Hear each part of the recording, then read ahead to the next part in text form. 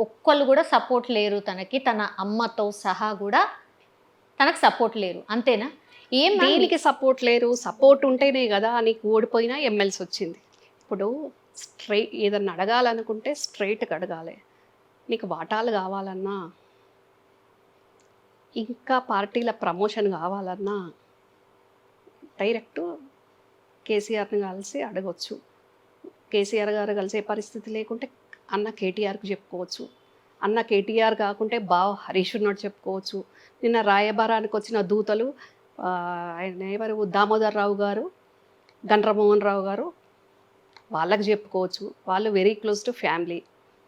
అందులో గండ్ర మోహన్ రావు అన్నట్టు ఆయన వెరీ క్లోజ్ టు కవిత. వాళ్ళ ద్వారా కూడా చెప్పుకోవచ్చు.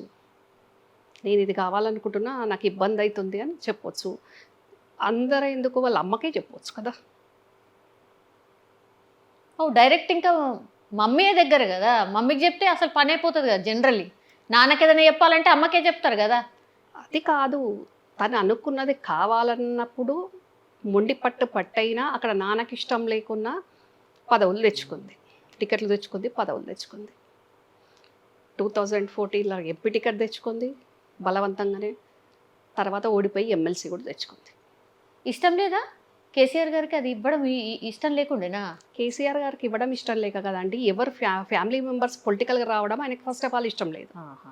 ఆయన ప్రతిసారి బహిరంగ సభల్లో చెప్పారు గదా! నాకు రాజకీయ వారసులు లేరు అని చెప్పారు గదా!